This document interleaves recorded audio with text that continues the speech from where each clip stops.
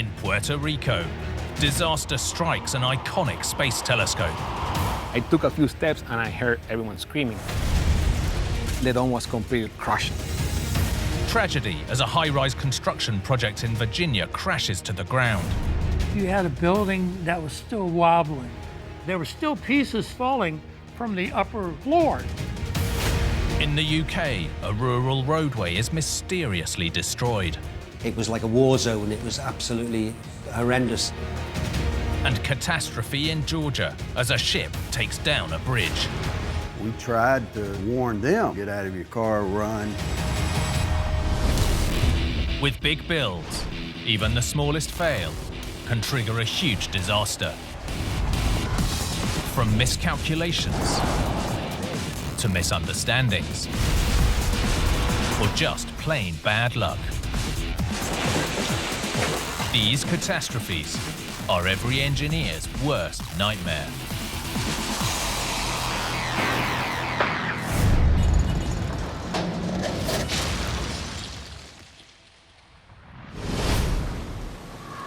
Engineers often strive to build bigger, better, and bolder than ever before.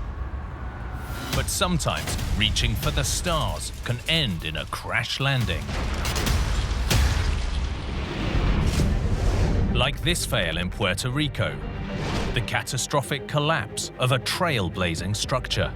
This huge plume of smoke, it was unreal. An out-of-this-world telescope that came crashing down to Earth. These people had been working there their lifetimes, and it was over, collapsed. Dramatic destruction that laid waste to a pioneering space project. This iconic structure even featured in a Bond film finale, but this time the disaster played out for real. How could this happen?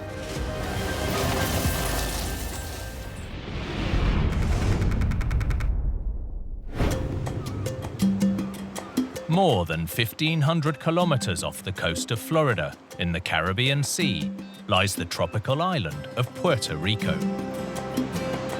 First colonized by the Spanish, for more than 100 years, it's been a US territory. When the Spanish explorers reached Puerto Rico more than 500 years ago, they called it the Rich Port. It was named after its plentiful natural resources, including an abundance of gold. Hidden deep within the island's rainforest lie the remains of a mighty American-made resource that is anything but natural. For 50 years, the Arecibo Observatory was home to the largest radio telescope in the world. For receiver engineer Felix Fernandez Rodriguez, landing a job here was a childhood dream come true. I was born and raised here in Puerto Rico. So most kids, they make field trips to Arecibo, right? And then I actually got hired. And I said, okay, so I was like a little kid. I felt, blessed to be here and proud to be here as an engineer and as a Puerto Rican, just to be working on such a big instrument. The telescope was first operational in 1963, but it didn't actually look into deep space.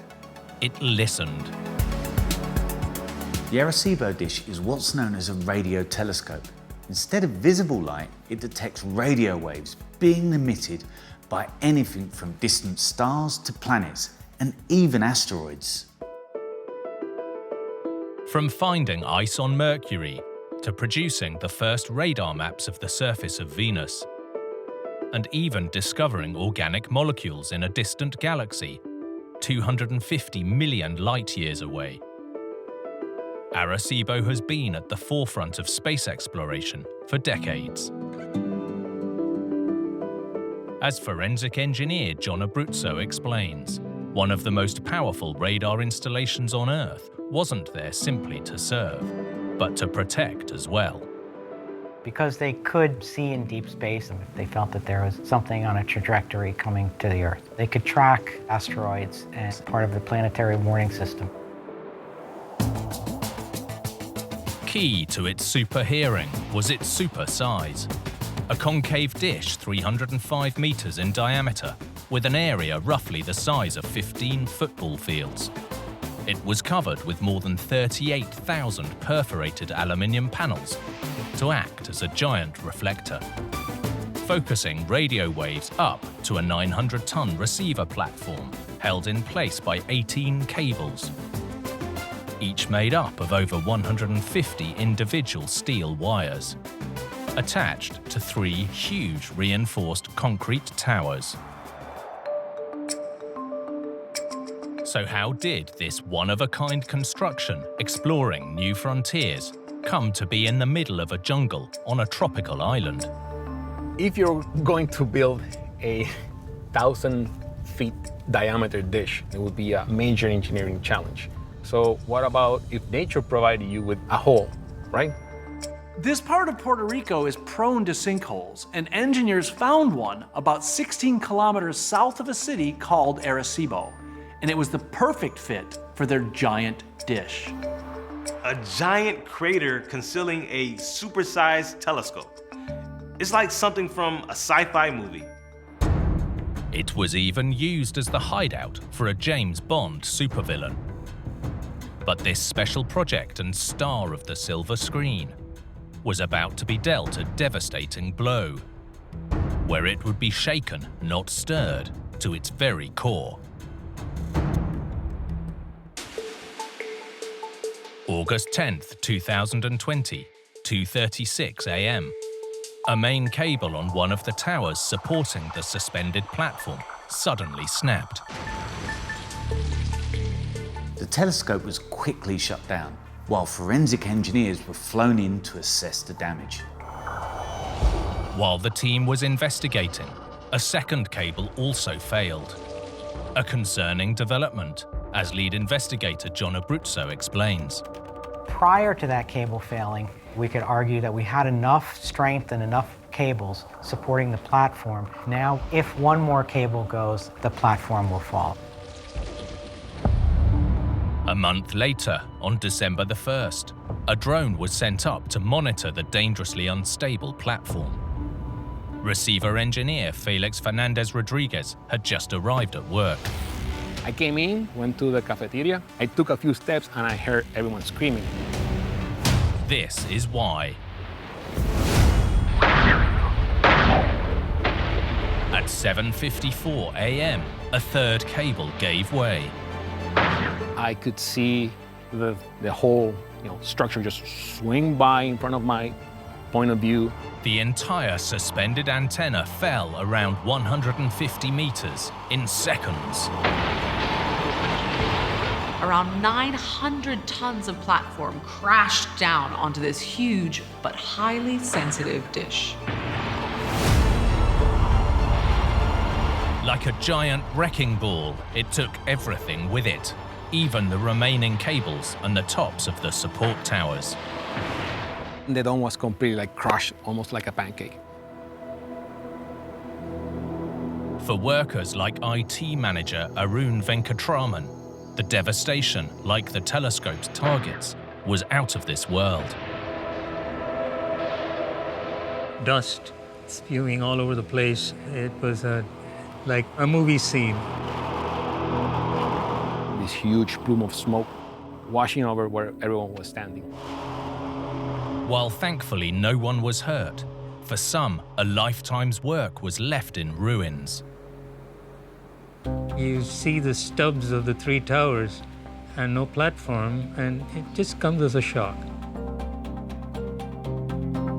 For us that we worked there, it was a part of the family. We had that pride in it. So seeing that, unfold in front of us was really hard, to be honest. Everyone here in Puerto Rico was flabbergasted. How could this happen? Islanders and scientists around the world wanted answers. The telescope had stood for over 50 years. So what had caused the structure to fail now? After examining the wreckage, the supporting cables appeared to be unbroken. Cables support some of the longest bridges and tallest structures in the world, and the cables themselves rarely fail. So here something else must have gone wrong. From footage taken by the drone inspecting the top of a support tower, engineers saw that the third cable slipped from its connection, known as a socket. The question was why? This structure was built before the first moon landings on a tropical island in the path of regular hurricanes. So one key suspect was decades of exposure to high winds. John Abruzzo was the lead investigator. What we determined from our investigation is that certainly extreme winds play a role in the failure of this telescope, the collapse, because you're basically pummeling the platform with these very high winds. It's kind of bouncing a few feet up in the air as it's suspended, and all of that puts stress on these cables and kind of accelerates that slip between the cable and the anchor. In this case, the anchor was a lump of metal, formed by splaying the ends of the cables, known as brooming, before pouring molten zinc over them. Pierre Gisbane investigated the failure. The cable is placed inside the socket, the wires are broomed out, and then zinc is poured between those wires to form a solid plug that locks the cable in the socket. Here, the brooming was done manually, which was common practice on cable structures when Arecibo was built. What that means is that each connection or broom is unique, and so each socket has a different ability to resist the pull from the cables. It turned out that the cables that failed first were relatively weaker due to how the wires had been broomed. And there was another problem. After years of enduring high winds, the zinc that held the wires in place was slowly losing its grip. Zinc, like concrete or like wood, it creeps. So what that means is over time, it tends to deform. We determined through our analysis, because of the zinc material creeping or flowing or deforming inside the socket, the cables were allowed to slip out and eventually pull out of the sockets completely. Although there were no high winds on the day of the failure, the years of slipping finally took their toll. And once the third cable broke, it set off a chain reaction, and the giant receiver crashed to Earth. And while the suspended system was designed with some built-in redundancy, in the end, it simply wasn't enough to save the structure.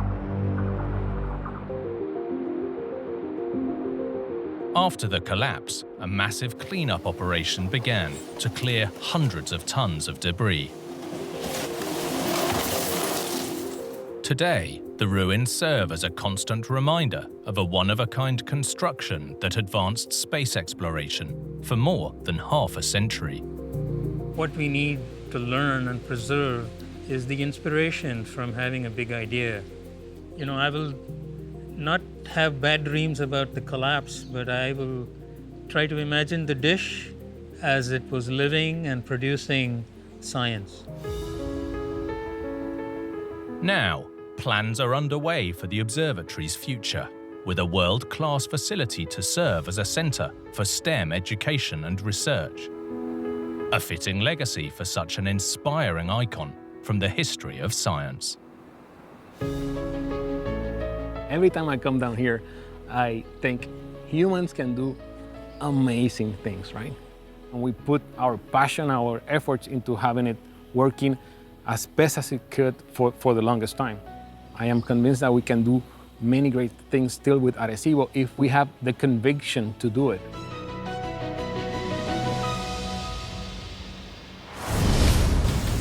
In engineering, no matter what you're building, it's crucial that you stick to the plan. Any deviation can have catastrophic consequences. Like this tragedy in Virginia that crippled a high-rise construction project.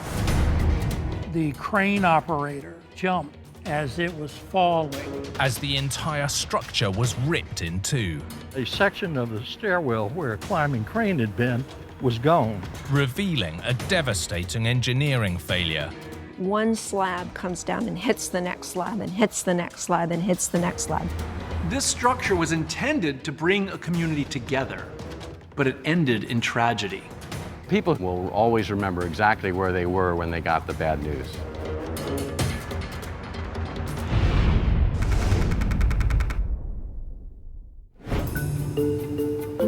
In 1790, the United States capital, Washington, D.C., was founded beside the Potomac River, on land donated by both Virginia and Maryland. Washington, D.C. has always been a hotbed of politics, finance, and culture. But like most capital cities, smooth operations depend on hordes of commuters coming in from the suburbs. Suburbs like Bailey's Crossroads in Virginia, just west of the Potomac, became popular in the post-World War II era. Charlie Clark is a local journalist. The Pentagon was built in 1943 and 4, and so there was a new need for a commuting highway to the Pentagon and housing for the workers in subdivisions of Northern Virginia. In the 1960s, plans were being made for this office, retail, and residential complex, known at the time as the Skyline Center. So Skyline was aimed at baby boomers who had their first paying job and were ready to make their first purchase. So they would advertise the Skyline as a place where you can meet fellow young people. The complex would have 8 residential towers, including this one, Skyline Plaza Building A4. Designed for more than 400 apartments, the 26-story tower would be constructed using a fast, efficient technique. Kim Roddis is a professor of engineering. The way that the Skyline Plaza structurally is put together is what's called a flat slab system. And the floors you can think of as just like a tabletop. And the columns are the legs. And what you can do to make a high-rise is you can just stack the tables on top of each other. It's very efficient, and you want efficient design because that's what makes it affordable. By early 1973, the tower was climbing high over Bailey's Crossroads. But things were about to take a dramatic turn. March the 2nd. Workers were pouring concrete for the 24th floor of the new structure. Volunteer firefighter Russell Ridgway was nearby. I was dropping off my girlfriend at her parents' apartment, which was across the street. Russell was distracted by a loud noise. I thought it was a military jet that went over, but when I looked up, there was nothing there. So I come walking around the corner and could see nothing but dust and everything flying. The center of the structure had totally collapsed, slicing the building in two. Dennis Call, then captain of Bailey's Crossroads Fire Department, was one of the first on scene. What I saw, a section of the stairwell where a climbing crane had been was gone. Journalist Charlie Clark also witnessed the carnage. Just a kind of a shell of a building with curved sidewalls instead of rectangular, horizontal ones. You had metal, concrete, wood, so you had a lot of debris and stuff and all there. Chaos on the scene. You know, at that time they were in a search and rescue operation. But the danger was far from over. There were still pieces falling from the upper floors down into the center part area. Meanwhile, the remaining structure appeared unstable, constantly interrupting the rescue efforts. You had a building that was still wobbling. Everybody's got to take and get out and get to a safe area. Then when the coast was clear, then everybody took and moved right back in to the area that they were working. Recovery efforts continued for weeks until the last body was found. More than 30 workers had been injured, and tragically, the collapse caused 14 fatalities. Lives were lost. Somebody comes to work that day expecting to go home to their families, and next thing you know, you get a phone call saying, they're not coming home. You know, I mean, you know, what's the family to do? At the local level, people who witnessed it or heard about it right away remember exactly where they were when they got the bad news. Within hours of the collapse, OSHA investigators arrived on the scene. The first concern was a crane that had been attached to the structure. You had a crane that they used to take and bring the materials up, and that's where it had collapsed. Well, all that had fallen right down into the center part. Professor of Engineering Kim Roddis knows the case. You're immediately concerned about what's going on with the crane when you're looking at a collapse situation. Because if the crane is improperly set or improperly used, it can often instigate a failure. So that's someplace that you look at immediately. They did. In this case, the crane was not a contributing factor. Or more clearly, it wasn't the crane's fault. As they dug deeper, investigators discovered a problem with the construction technique. The single thing that most initiated that failure was the fact that they pulled the shoring out from underneath the 23rd floor. The shoring poles were key to supporting the concrete as it hardened. But here, for unknown reasons, they had been removed or stripped earlier than planned. Ordinarily, we have two strengths that we think a lot about as engineers. One is the 7-day strength, which is very important for construction. And that's very often when you can strip. The other is the 28-day strength, and that's called the design strength. And that's the one for when you can put it in service. But at the time of the failure, the 23rd floor concrete hadn't yet reached its 7-day strength. And what's more, the cold spring weather was slowing the curing process. When you pour concrete in cold weather, the chemical reactions that strengthen it slow down. The concrete can take longer to cure and potentially be weaker. But the problem is that the floor below was only 4 days old, and it was cold, and so it's not anywhere near its strength. With a flat slab structure, the floor suffered a failure known as punching shear. This is going to be the 23rd floor. This is the column right underneath the 23rd floor. So when the load comes off of the shoring, so we strip out the shoring underneath, and now what's going to happen is I have to put all that load, has to flow through the slab, so I push the slab down, and what happens is the column punches through. As the concrete was poured for the 24th floor, the lack of shoring and weakness in the concrete meant the 23rd floor was unable to support the load above. It could have carried its own weight just fine. The problem was you were asking it to carry twice its own weight, and that's what brought it down. This explained why the slabs collapsed. The crane was just an innocent bystander.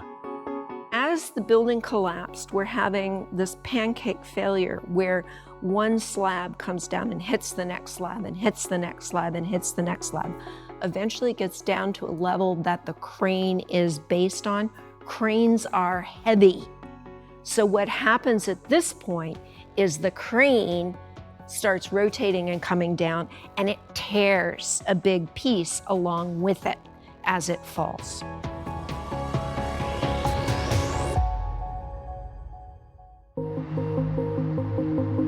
"16 months after the collapse, construction restarted. This time, with lessons learned from the tragedy, the tower was completed in 1977. Hopefully they learned a big lesson, real big lesson. I'd only been a firefighter for about 2 years, but it was the worst disaster that I've ever seen. It sticks in my mind. You know, it won't be forgotten. The tower still stands today as a reminder of the burden engineers carry with every structure they build. It's a scary thing about being an engineer. There's a lot of responsibility. You can rebuild a building. You can't bring somebody's family member back.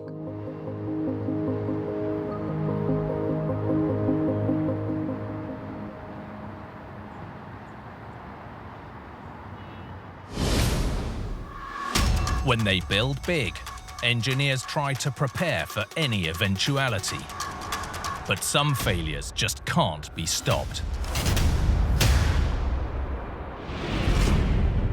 Like this catastrophe in the UK, the dramatic collapse of a crucial connection. There was nothing left of the road at all. It was like a war zone. It was absolutely horrendous. A vital artery that had lost its way. I was very shocked what had happened, why it had happened, and how we resolved the situation. And a rural route that became the road to ruin. This wasn't just a bump in the road. This highway was completely destroyed.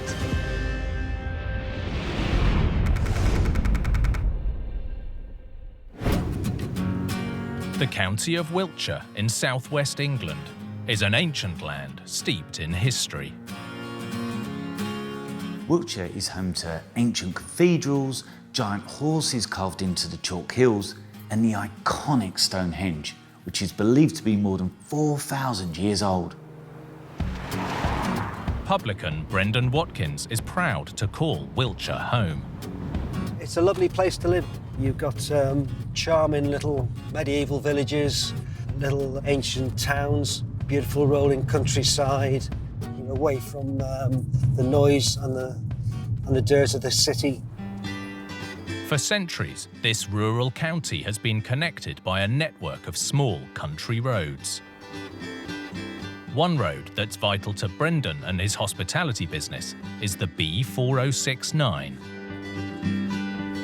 The B4069 is the main thoroughfare. It's a busy road that takes all the traffic, and the Peterborough Arms is situated in the middle of this. But for the pub and the more than 5,000 vehicles that use the road daily, getting from A to B was about to take a dramatic turn.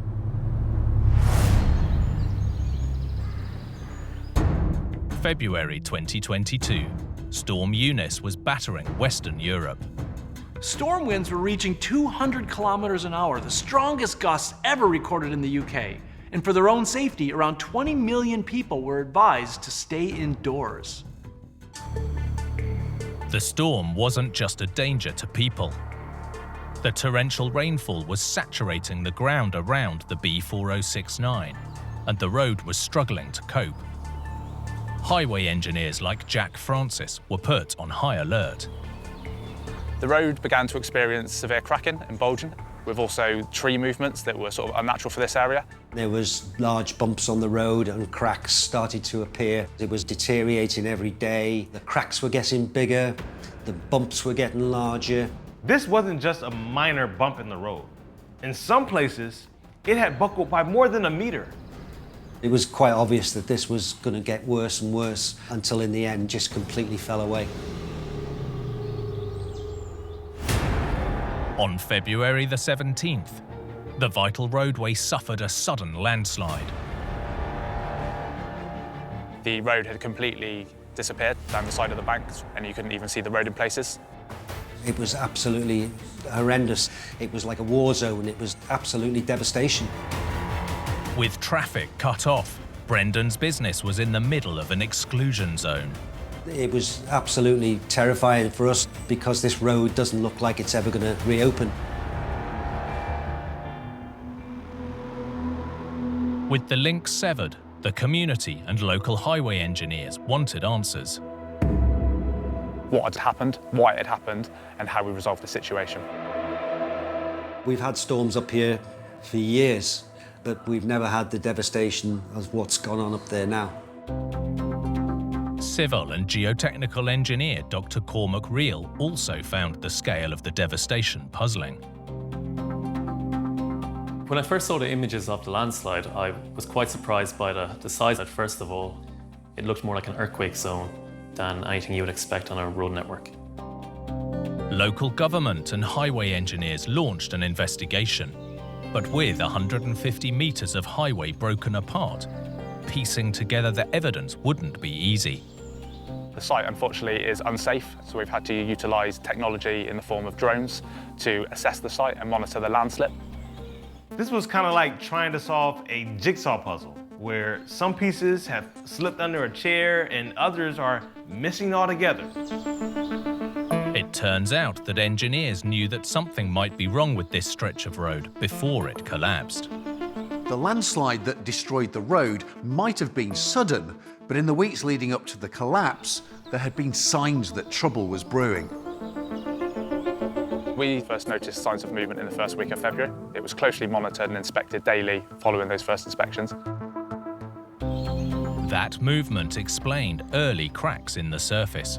Yet the culprit behind the ultimate failure could come down to the specific combination of geology beneath the road. You can see from Wiltshire's giant horses that this whole area is chalky, which drains well. But where the road failed, another material was involved, which is famous for becoming waterlogged: clay. Clay is made up of tiny soil grains. Now, although they're densely packed, there are pores or gaps between the grains, and when it rains, they can quickly fill with water. If you get too much water in that pore space, then the soil starts to weaken and can fall apart. What we saw at this site was very heavy rainfall before the failure occurred. As that rain soaked through the chalk into the clay, it sowed the early seeds of disaster. Then Storm Eunice struck, becoming the biggest storm to hit the UK in over 30 years. We believe the weather has played a part in the landslip. Certainly the land first started moving following several significant weather events. The landslide took 4 to 5 weeks from the first crack until the complete destruction of the road. But the road had withstood worse storms before, so there was one remaining mystery. Why, after centuries of stability, had the ground moved now?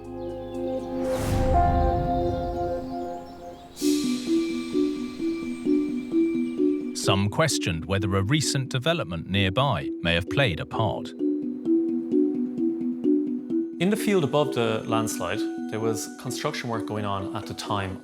Now, this is not to say that this construction work is causing the landslide, but there was a number of things that changed that might have contributed. There was significant removal of vegetation, and there appears to be regrading of the slope. Trees and plants don't just suck water from the earth. Their roots create a mesh that binds the soil together. It's well known that removing trees can weaken sloping ground. In similar landslides, we've seen that this can contribute to the failure. The trees are removed, and those trees are drawing down a lot of water. When they're no longer drawing down the water, then the slope can become more unstable. While the investigation is ongoing and the cause remains a mystery, for now, locals are stuck living near a road to nowhere.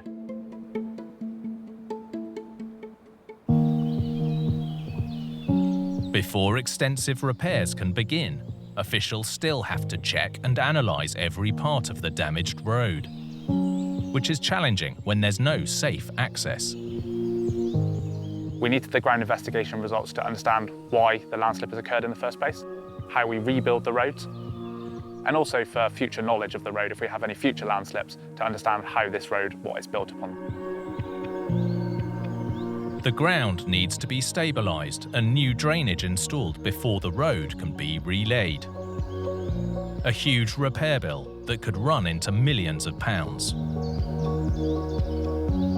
This is a large engineering scheme for Wiltshire Council to undertake. This is over 150 metres of road that needs to be completely rebuilt safely to ensure that hopefully it doesn't happen again in the future.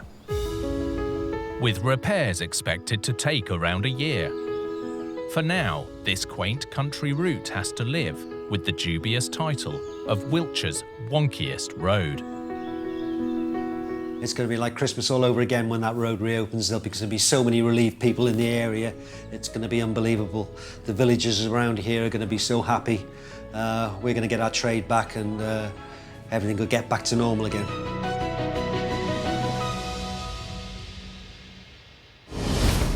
When building big, engineers try to consider every possibility. But sometimes they're blindsided with catastrophic results. Like this disaster in Georgia, as tragedy struck a vital interstate crossing, People were frozen, thinking that the ship was going to stop. leaving drivers fearing for their lives. We tried to warn them to run, and you could feel it drop beneath your feet. Revealing a weakness that was hiding in plain sight for years. When the ship struck, there was nothing to stop the bridge from collapsing.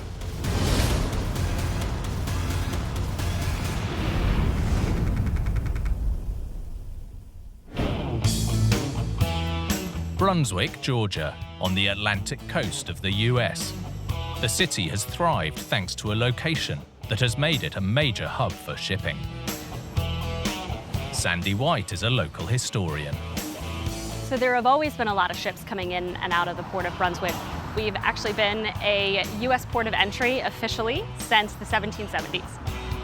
During World War II, we had the Liberty ships that were built here in the city. Brunswick is a perfect location for a port, with 2 islands sheltering it from the Atlantic Ocean, as well as great connections with inland waterways, railroads, and interstate highways. Every ship sailing in or out of Brunswick passes beneath the Sydney Lanier Bridge, Georgia's tallest cable-stayed crossing and key to keeping the area on the move. Hank Staley lives nearby. Sydney Lanier Bridge connects Brunswick to I-95. So without that bridge, there's an extra 20 miles or so out of the way. But this isn't the first crossing to span these waters. Its predecessor might have had the same name, but it was a very different bridge. The first Sydney Lanier Bridge was finished in 1956. It was a lift bridge. The bridge had 2 outer sections, made up of steel spans to carry vehicles from either shore towards the lifting section. The central lift was raised on the Sydney Lanier and traffic was stopped for shipping traffic to allow them to go underneath. For the next decade and a half, people waited in their vehicles as they watched hundreds of ships slip through the opening. There's heavy traffic through that bridge. So if you have to travel that route routinely, then you're going to frequently encounter the draw span being raised. Little did waiting drivers know, but this engineering triumph would soon come crashing down. Tuesday, November the 7th, 1972. I-95 was busy with vehicles crossing the Brunswick River. It was a night just like any other night. You have people traveling back and forth across the bridge. Just after 8 p.m., an 11,000-ton cargo vessel was leaving the port of Brunswick, heading for the Atlantic Ocean. Hank was a student at the time. So I'd been to school that day, and I was with one of my buddies, and we were on our way back to Brunswick. Hank decided the quickest route was straight across the Sydney Lanier Bridge. As we approached the bridge, the barriers were down, which indicated the span was about to lift. Another friend was parked immediately in front of us, and we said, let's get out and speak with him. In the darkness, dimly lit by the bridge lights, commuters were waiting for the ship to pass through the opening. But something wasn't right. The boat, we glanced at it, it was several hundred yards away at the time, but you could tell it was not where it was supposed to be. The ship was off course and heading straight towards the span with Hank and his friends on it. Panic started on the bridge as people realized that the ship was not in fact going to go underneath. The 3 of us started running down the bridge. We knew we had to run as fast as possible to get beyond where the ship was going to hit. As the massive ship loomed large, Hank and his friends ran for their lives. Some people were frozen in their vehicles, thinking that somehow the ship was going to stop. We tried to warn them, the boat's going to hit the bridge, get out of your car, run. We absolutely could not stop running. Hank made it just in time. At 9:49 p.m., the ship plowed into the bridge, forcing 3 spans into the water, along with vehicles and their passengers. Shocked and shaken, Hank and his friends witnessed the devastation. Everybody, with the exception of 4 of us, were in their car. So it had to be a terrifying experience to fall from that bridge. It was immediately clear that there was going to be a major rescue effort to save the lives that were now in jeopardy. In the darkness, rescuers pulled 11 injured people from the water. But the following day, divers found 10 victims, still in their submerged vehicles. If I had not been outside my car, whether or not we would have survived that, who knows? For 15 years, people had sat and watched ships sail through the channel. And after this tragedy, they wanted to know, was the danger there all along?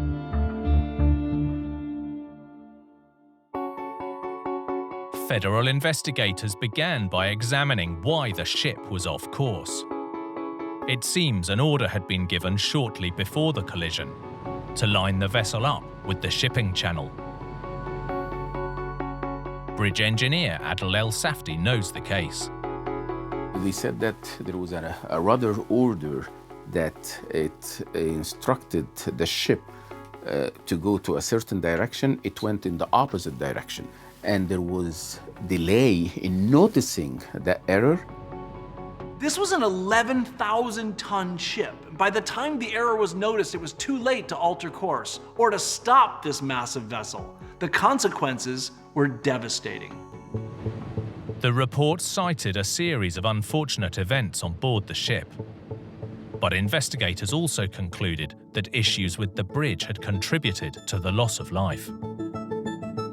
The outside spans of the Sydney Linear Bridge are made of steel eye girders. They are vulnerable to any transverse hit or force by a vessel or a ship, and they don't have that much redundancy.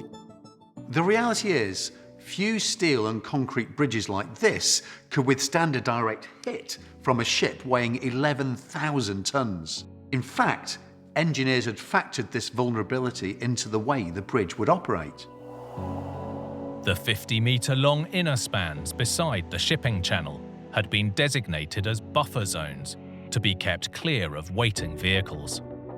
But here, the vessel was so far off course that it took down 3 spans.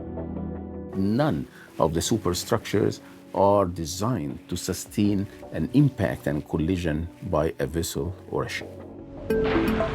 This wasn't the first bridge to be taken down by a ship, and it won't be the last. But with each disaster, engineers are learning lessons to help keep bridges of the future safe. In the wake of this disaster, federal authorities passed legislation to prevent traffic from waiting on bridges that were vulnerable to collisions like this. Despite the vulnerability, the bridge was a crucial connection for this part of the country, and so authorities began to rebuild. It was so important to have this bridge here over the Brunswick River. It took around 6 months for them to complete a rebuilding of the bridge. But the weakness exposed by the tragedy hadn't gone away. Unfortunately, that bridge was hit yet again in the 1980s by another cargo vessel. Thankfully, there was no loss of life that time. In the decades since the bridge was first built, cargo ships had got a lot bigger. And the 250-foot or 80-meter wide gap created by the lifting span was seeming smaller and smaller. In 2003, construction began on a new, much bigger span to replace the lift bridge. Its cable-stayed design removed the danger of a ship collision. Decades later, the approach span of the old bridge still sits in the shadow of its successor, a memorial to that tragic day in 1972. They decided to keep this both as a mark of what was here before and also as a fishing pier for the local community. With the new crossing, not only is the shipping channel significantly wider than before, but the bridge pylons are protected by rock defenses, making it much safer for both the transiting ships and the vehicles above.